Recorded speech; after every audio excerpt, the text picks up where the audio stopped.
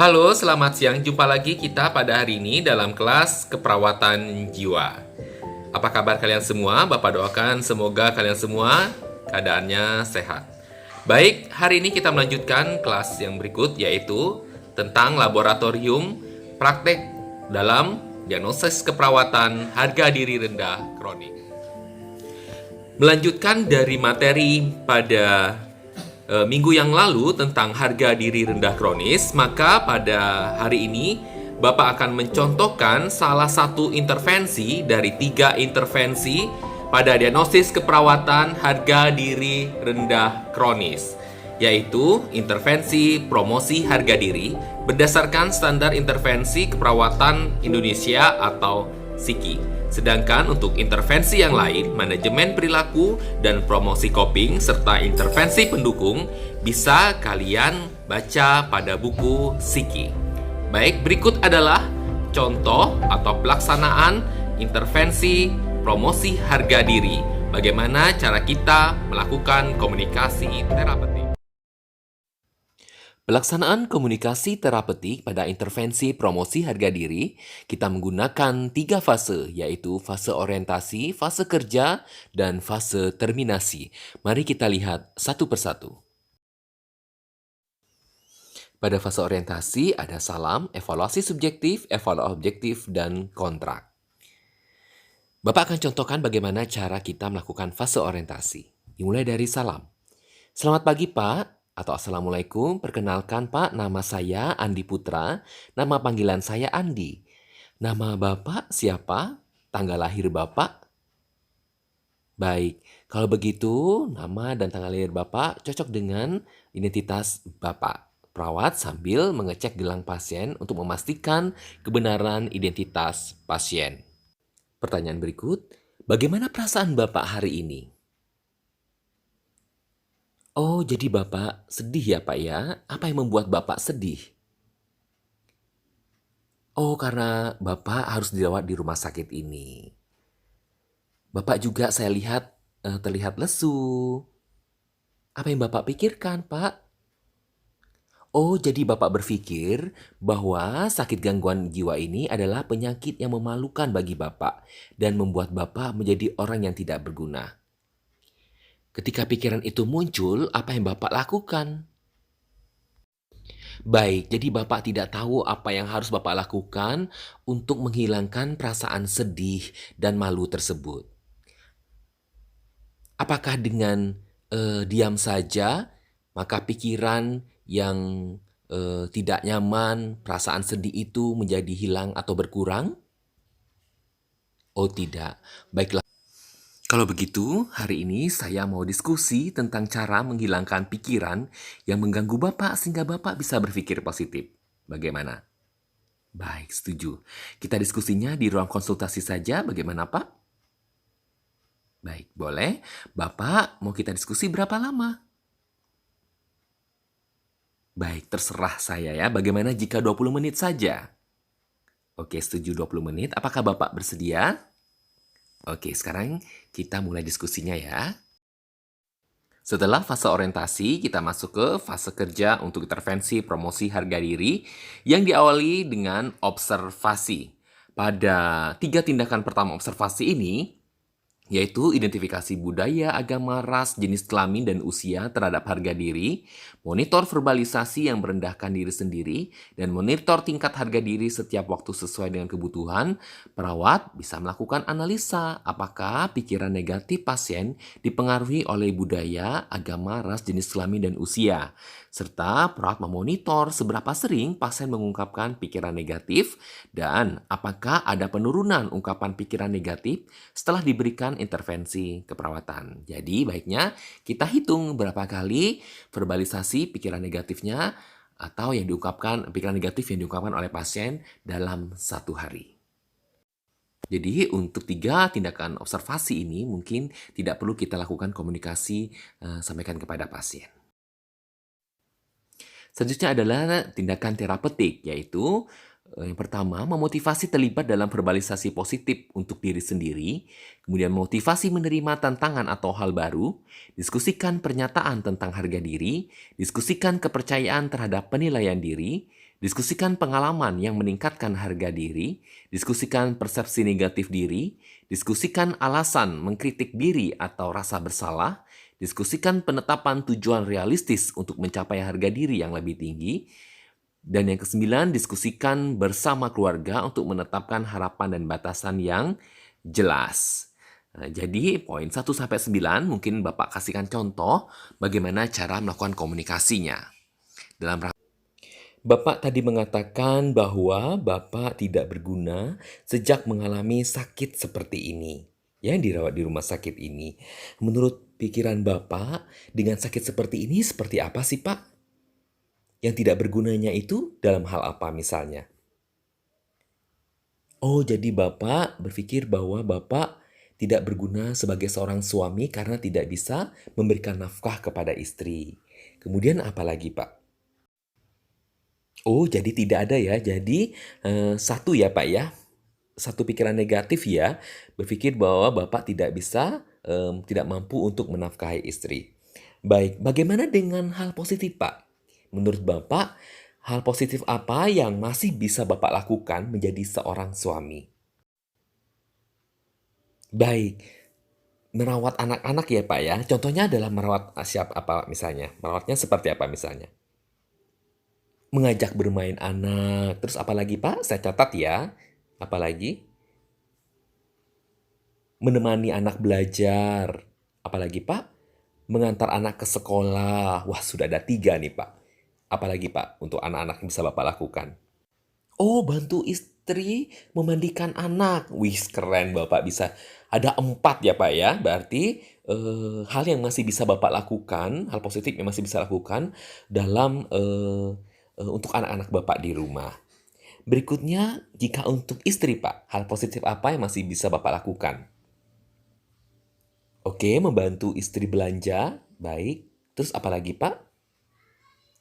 Membantu istri membersihkan halaman rumah. Oke, baik. Masih bisa mencuci baju. Wih, keren Bapak. 3. Bersih-bersih rumah juga.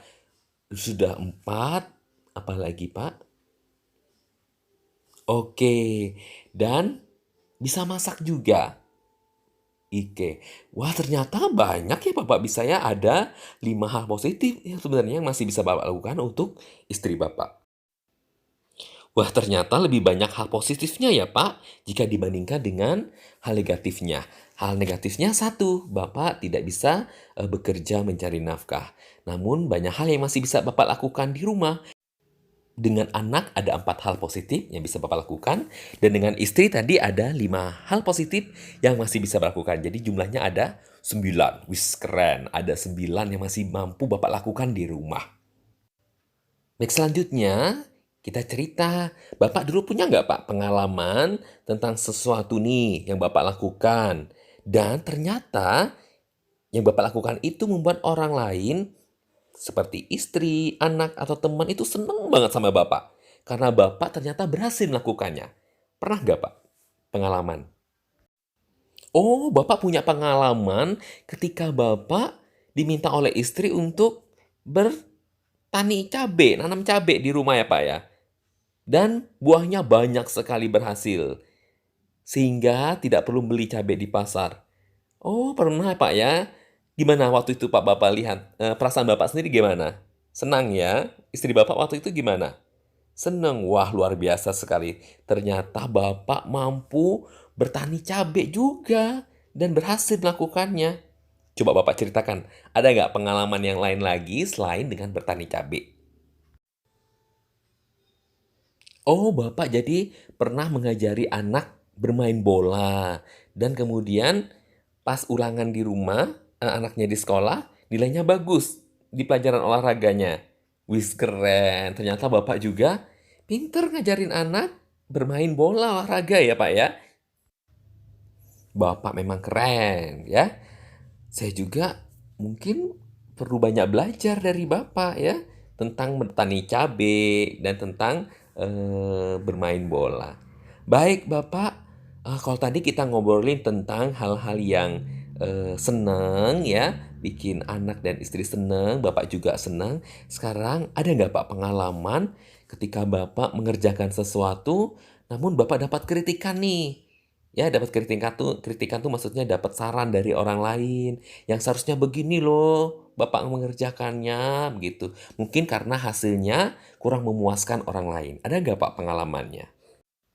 Oh, jadi Bapak punya pengalaman ketika Bapak kerja jadi tukang bangunan ya Pak ya? Iya, ketika itu Bapak dapat kritikan bahwa apa pasir dan semennya kurang bercampur rata ya. Bapak mengaduk semen waktu itu ya, kurang bercampur rata sehingga tukang-tukangnya jadi komplain. Bagaimana perasaannya ketika ada diprotes nih sama teman-teman kerjanya? Kecewa dan sedih ya Pak ya. Nah, ketika Bapak mengalami itu, kemudian dalam pikiran Bapak seperti apa?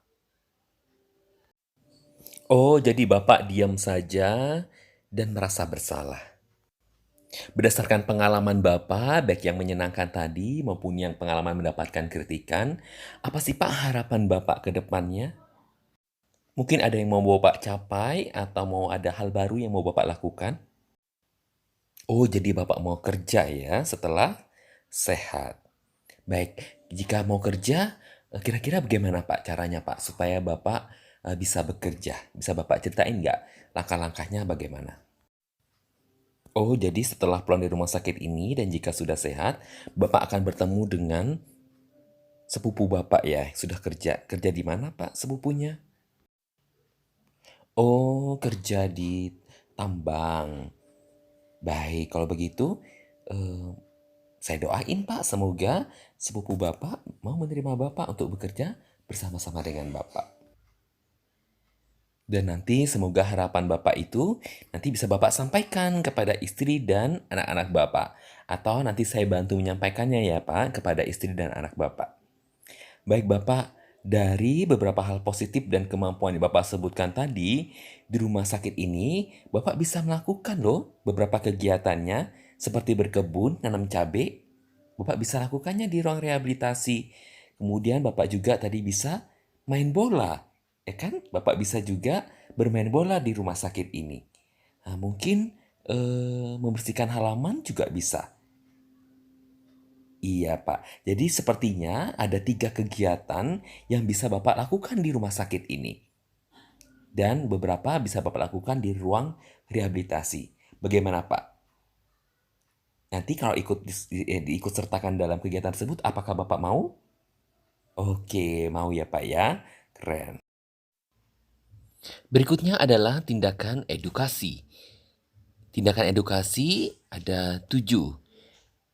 Yang ditulis merah adalah tindakan kepada keluarga dan juga pada kasus-kasus tertentu seperti bullying.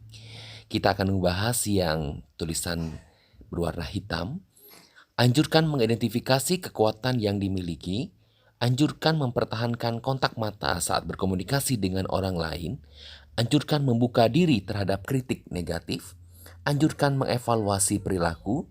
Dan latih peningkatan tanggung jawab untuk diri sendiri. Bapak akan contohkan bagaimana pelaksanaan komunikasi pada edukasi ini.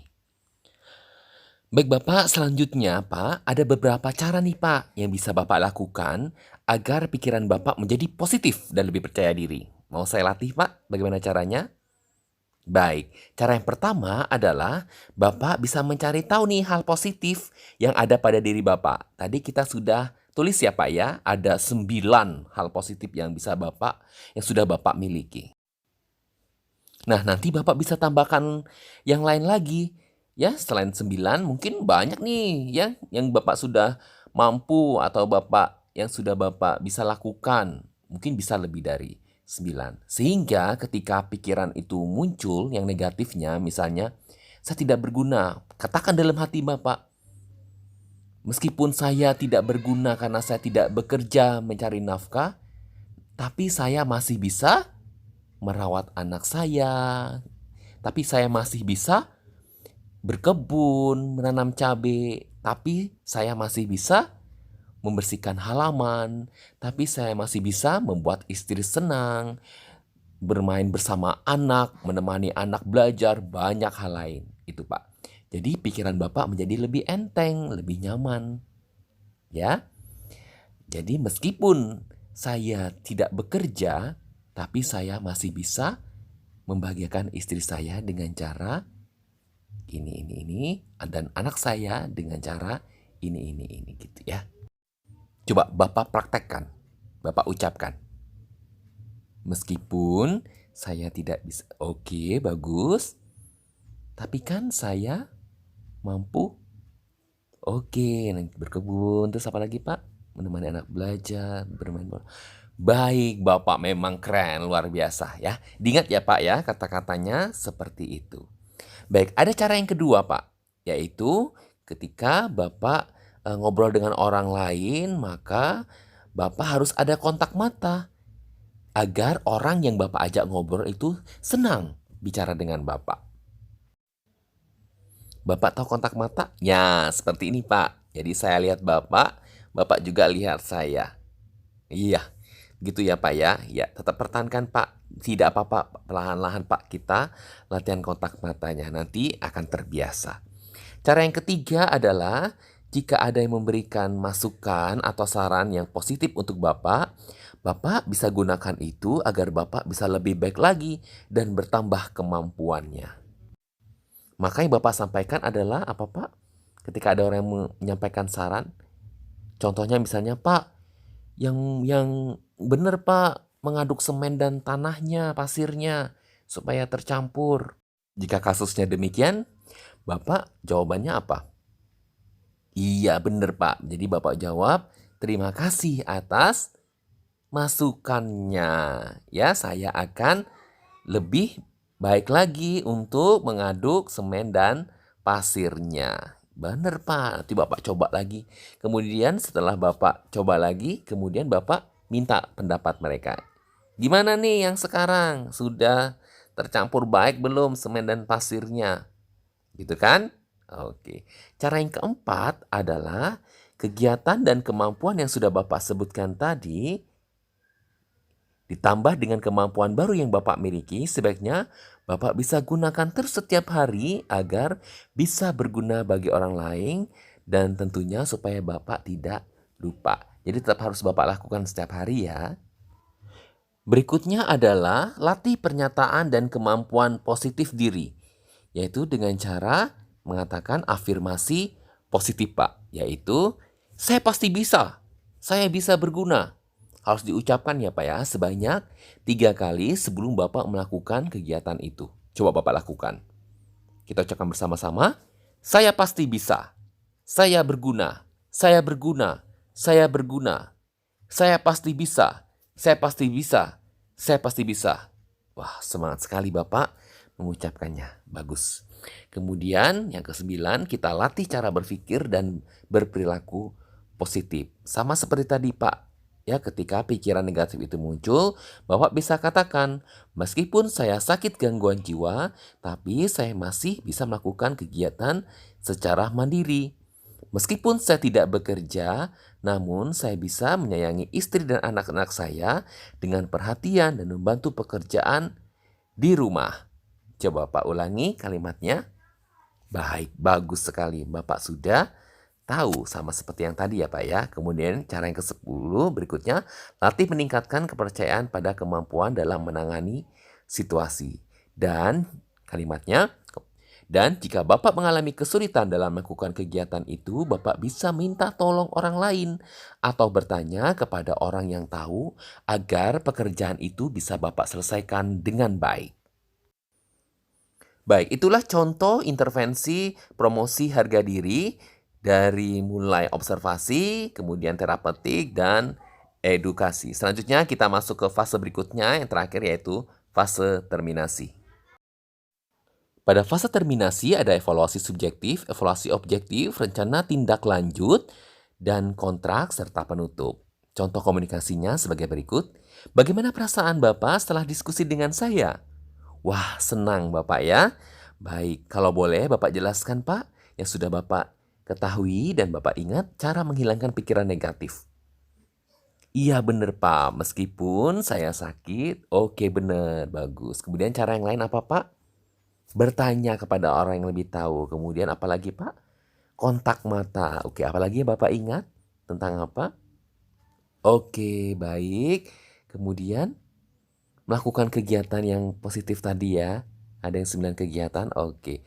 Baik, keren Bal. Begitu kita, saya mau kasih 2 jempol untuk Bapak. Keren ya.